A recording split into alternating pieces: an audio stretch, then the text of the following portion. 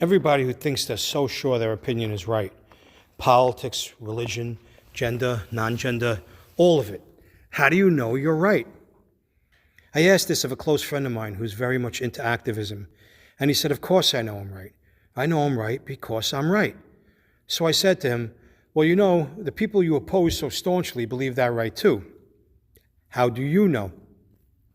My friend told me he didn't understand what I was saying. So I told him this. Look, I'm a recovering addict. I've been clean and sober for over 36 years.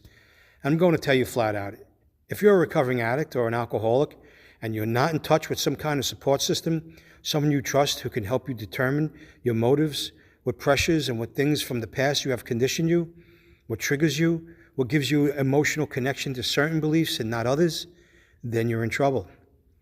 The things you favor, the things you recoil from, all of it.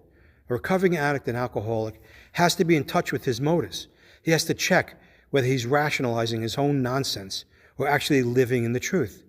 And why is that so important? It's simple.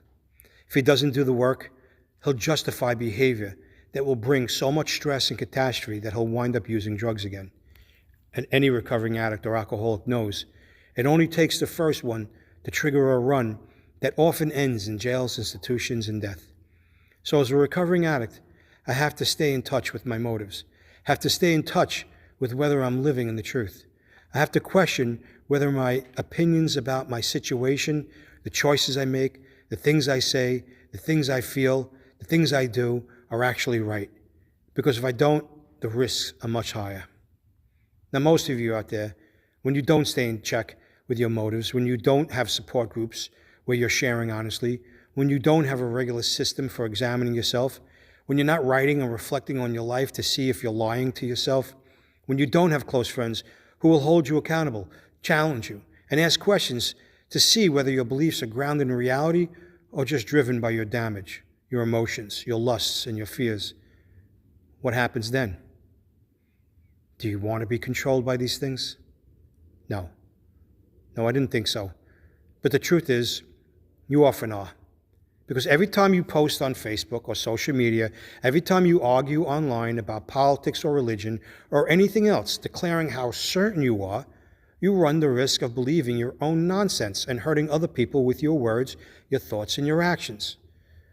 This whole society is a macrocosm of our confusion. Hurt people hurt people. But here's the problem. Most people who don't struggle with substance abuse don't face the consequences so severe enough to force themselves to examine themselves. For addicts, the stakes are obviously high: jails, institutions, and death. For everyone else, the risk is you just stay an asshole. And if I'm honest, I'm an asshole sometimes too.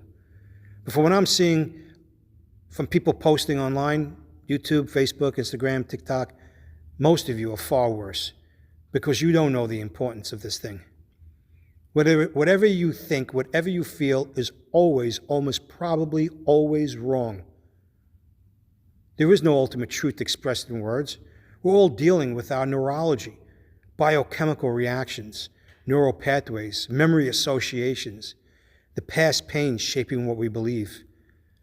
So the question is simple. Do you want to be a prisoner of your biology, or do you want to be free? Because a wise man once said, "You shall know the truth, and the truth shall set you free." This isn't religious dogma. This isn't opinion. It's a psychiatric reality. So before you start barking out what you think you know, maybe it's time to learn a lesson from people in society often looked down upon, people in recovery, who sometimes live by a much higher standard of honesty, virtue, and integrity than many public figures we celebrate. Imagine what life would look like if politicians had to confront themselves the way recovering addicts do, if they had to sit with a group of honest peers and examine whether their beliefs were true or just self-serving. Instead, we've built a system where we elect people who are not in touch with themselves at all. Once you gain even a little self-knowledge, you start seeing it everywhere.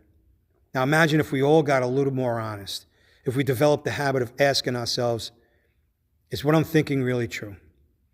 Should I examine this before I hurt somebody? Because I'll tell you something. There is only one real way out of the mess of humanity is in. Billions of people gradually becoming more aware, more honest of themselves, less controlled by emotional damage, repressed feelings, lust, and fear. So the real question is, who's in control? Yourself, your true self, or your past? If we can release ourselves from the past, learn the lessons that programs like the 12-step fellowships teach, and move forward with humility, imagine the kind of world we could create. A world based on truth. The truth that recognizes that most beliefs when spoken in language are imperfect and incomplete. But if we remain humble, and if we remember we're probably wrong most of what we think, and we keep searching for truth through honest conversation, self-examination, therapy and reflection, real prayer, real meditation, then something different becomes possible. And yes, there are very few meditations that are actually real. Most of what's out there is just noise and marketing. But the real ones exist. If you truly seek them, you'll find them. And to my brothers and sisters in recovery who have decades clean and speak at meetings sounding spiritual, be careful. Some of you are the worst offenders of spreading this self-righteous opinions and quiet hatred of people who think they already have arrived. This isn't political. This isn't religious. It's just an observation. Socrates said, "The only thing I know is that I know nothing."